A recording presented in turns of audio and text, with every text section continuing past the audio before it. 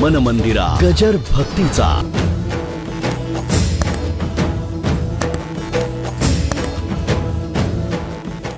सगळी दुःख पचवली जातात, पण मुलाबाळांचं दुःख पचवणं मोठं अवघड आहे. इतकं सोपं नाही आहे. असो. आणि गोरोबा काका झालं, मग आता वंश पण कुठला, हात लावायचा नाही म्हटल्यानंतर मग वडिल्याकडे गेली, म्हणाली असं का करत नाही, माझी धाकटी बहीण त्यांना द्या.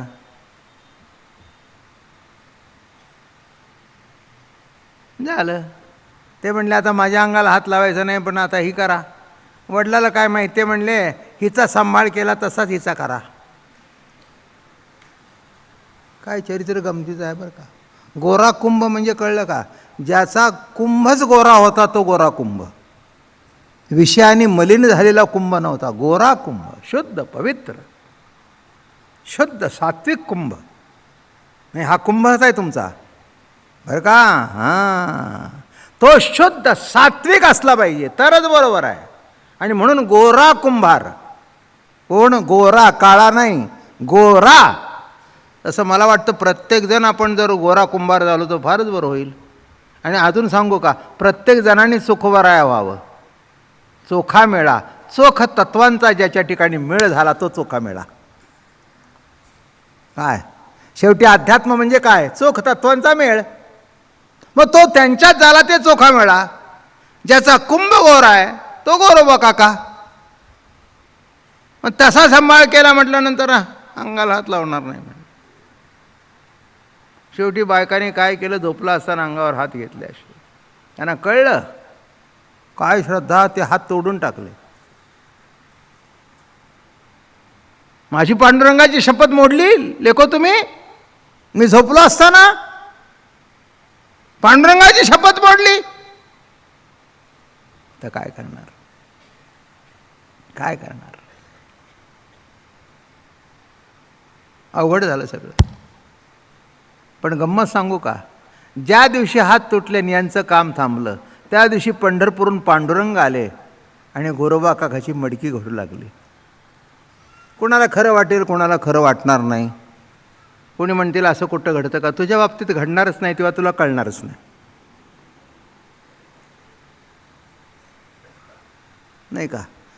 ज्याचं आपल्या बायकोवर प्रेम असतं आणि दोघांचं कधीच भांडण होत नाही, त्या बायकोचं भांडण होत नाही हे रोज होणाराला हे कधी कळतच नाही. त्याच्याकरता तसं जोडपं भेटावं लागतं तेव्हा कळतं. माझं म्हणणं कळलं का. तसं असं घडलं तरी काय असतं, काय प्रेम आहे. अहो देव आले आणि काम करू लागले. एक सांगू का, देव हा मोठा गोरा कुंभारच आहे. सगळी मडकी तोच घडतोय. हे मडकी कुणी घडलेली आहेत. अहो हे बघा, हे गोरोबा काकाच्या आव्यातली घडलेली मडकीच माझ्या पुढे आलीत, बाकीची मडकी नाही येतो. हो, संतांच्या आव्यामध्ये भाजलेली मडकीच आमच्या पुढे येऊन बसतात, बाकी कशाला येत आहे तिथे.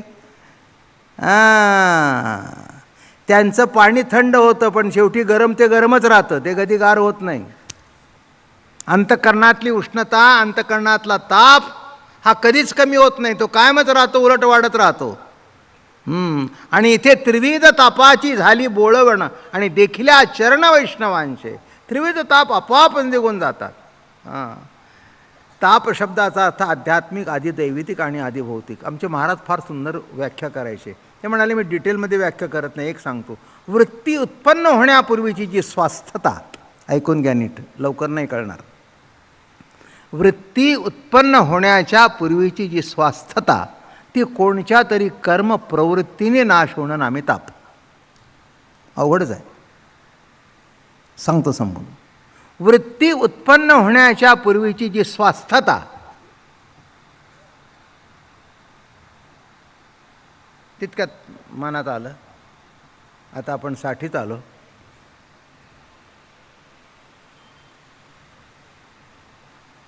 उद्या काय आपलं कमी जास्त झालं तर आपल्या बायकोला कोण बघाय. एक तर सावता निघालं, एक तर डुंकरून बघत नाही. कसं काय व्हायचं. नीट होतं बरं का. काय तसं काही कमी नव्हतं.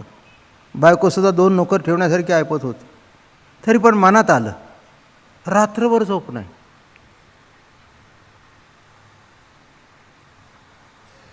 बायको म्हणली काय झालं? काय नाही ग, उगीच मला तुझी काळजी वाटली. का? हा मी गेलो तर म्हणली हे तुम्हाला तुमनी सांगितलं माझ्या अगोदर, मी देवाला मागते भरल्या कपाळाने जावे, तुम्ही कशाला म्हणताय? माझं बोलणं कळलं का? मी अगोदर का तुम्ही अगोदर, जे तुमच्याही हातात नाही मी माझ्याही हातात नाही, हे आहे ती स्वास्थता का बिघडवताय? कळलं का तुम्हाला?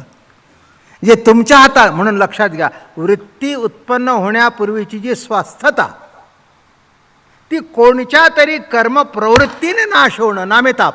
मग कोणती कर्मप्रवृत्ती असू दे, विषयाचे असू दे, पैशाचे असू दे, लोभाचे असू दे, क्रोधाचे असू दे, दंभाचे असू दे, कोणतीही वृत्ती उत्पन्न होणे नामेताप.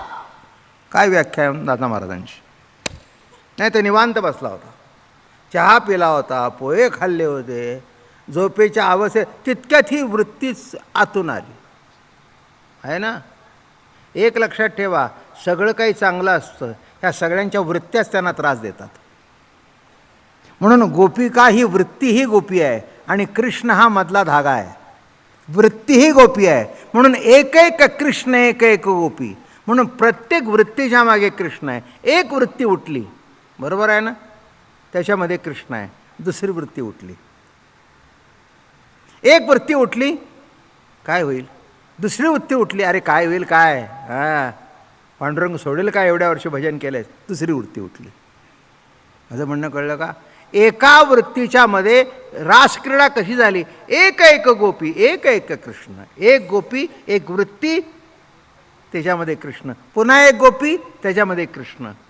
ही जीवनाची चाललेली रास आहे.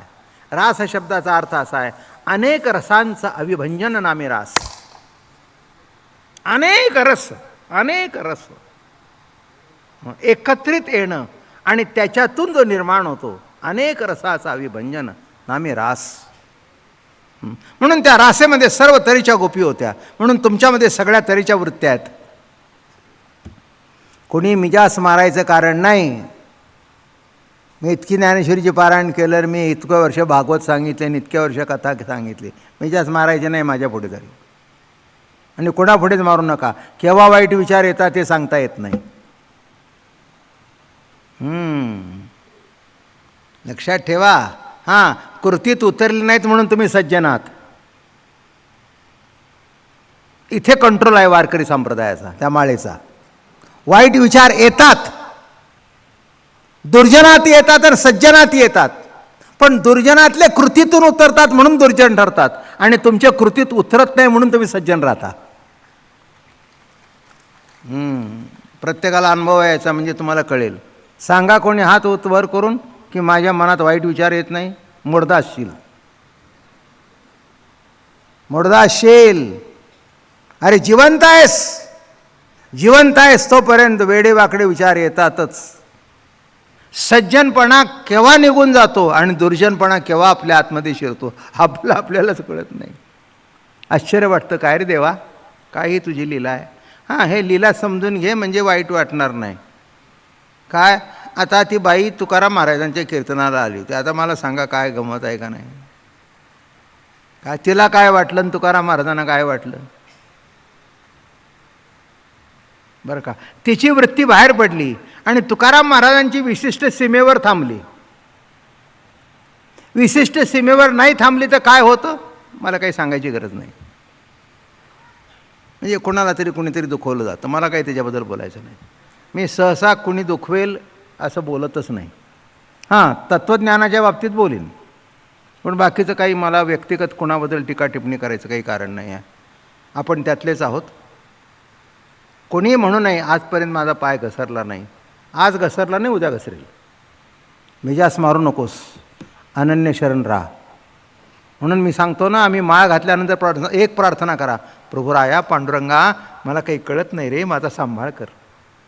मला काही कळत नाही रे, केव्हा पाय घसरेल, हो केव्हा आपण पडू हे आपल्यालाच कळत नाही. माझंही उदाहरण आहे. आता आम्ही दोघंही 80 ओलांडलेलं आहे. माझ्यापेक्षा 1.5 वर्षाने त्या मोठ्या 84-85 त्या. काल असं बोलता बोलता पडले धाडकन. अशा निघाल्या तर अशा पडल्या. काय झालं? म्हटलं काय मोडलं बिडलं नाही, उठून नाही बरं आहे म्हटलं देवाची कृपा.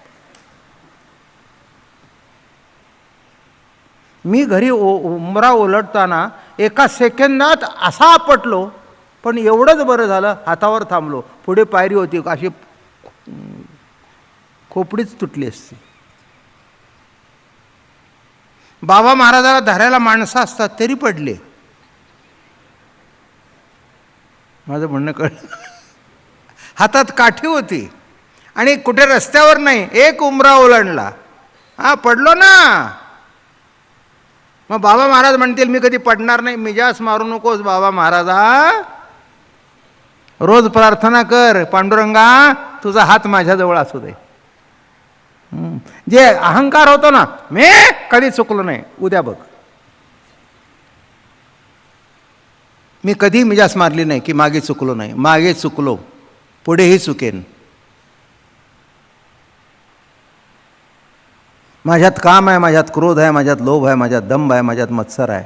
पण एकच माझी रोजची साधना आहे, त्या विकाराने आपली मर्यादा उल्लंघन करू नये. आणि मर्यादा उल्लंघन केली तर ते विकार असतात, आणि मर्यादा उल्लंघन नाही केली तर ते विकार नसतात. ते जीवनाची आवश्यकता आहे. माझं बोलणं कळलं का? राग केव्हा तुमच्या मनात असेल तर नाही, तो प्रगट होईल तेव्हा राग. राग केव्हा? बायको म्हणते ना, मगाशी ते आले बोलले, बरं झालं तुम्ही गप्प बसला. अगं गप्प कसा बसलो, आतमध्ये येत होता, पण म्हणे गप्प बसला हे काय कमी आहे होय? एक लक्षात ठेवा, राग येऊन सुद्धा गप्प बसणं ही सुद्धा फार मोठी साधना आहे. हे साधं गोष्ट नाही आहे. राग आल्यानंतर सामान्य माणसाला तो आवरत नाही आहे.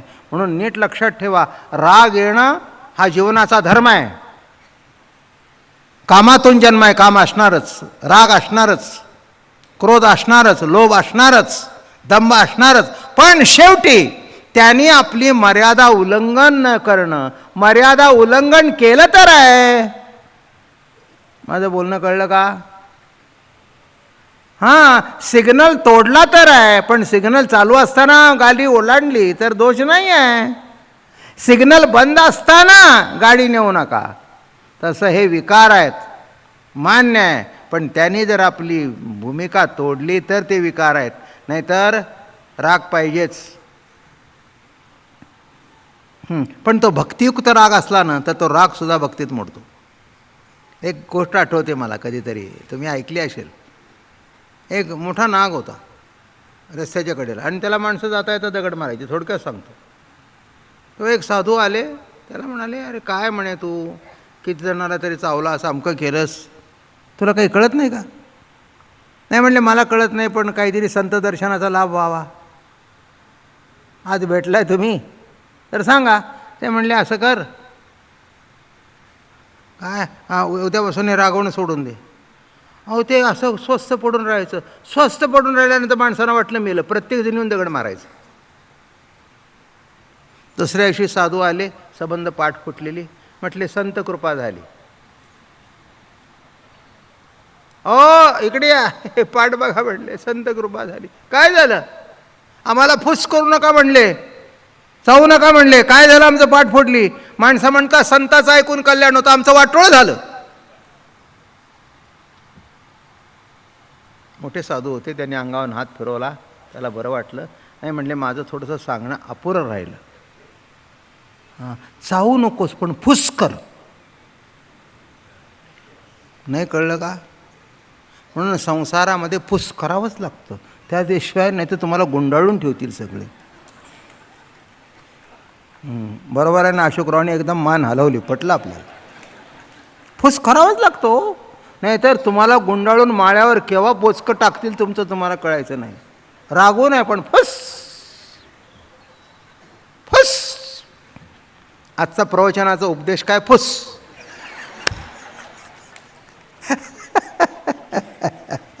किती अवघड आहे बघा. चावू नको. आणि त्या दिवसापासून फुस करायला लागला, एकदम निवांत. कोणी जवळच ये ना, बरं झालं की फुस करताय, फुस करताय. तसं बघा, माझं ऐकत नाहीस, पण बाबाला सांगेन, झालं. म्हणून हा उपयोगी आहे तुमच्या. हे विकार केव्हा होतात? मर्यादा उल्लंघन केली तर विकार आहेत. बंदूक जवळ आहे, दिलेली आहे, पण अयोग्य वापर केला तर गुन्हा. योग्य वापर करण्याकरता दिलेली आहे, नाही का? आता ह्या पोलिसांच्या जवळ बंदुका असतात, बरोबर आहे ना? परवानगी असते त्यांना, ज्या अर्थी दिली आहे त्या अर्थी मारायला परवानगी आहे, पण परवानगी बंदूक असून सुद्धा मारता येत नाही. सारखे फोन चालू असतात, करवड अनावर झाला आहे, लाठी हल्ला करा, नाही ऐकत. अश्रूजूर सोडा, नाही ऐकत. मग काय करायचं साहेब? असं करा, हवेत गोळीबार करा. हवेत नाही ऐकत, मग पायावर करा, आणि अगदीच अनावर झाले ते शूट ॲट साईट. पण त्यांनी आपल्या मनाने मारू नये, गुन्हेगार होईल. मन मंदिरा गजर भक्तीचा.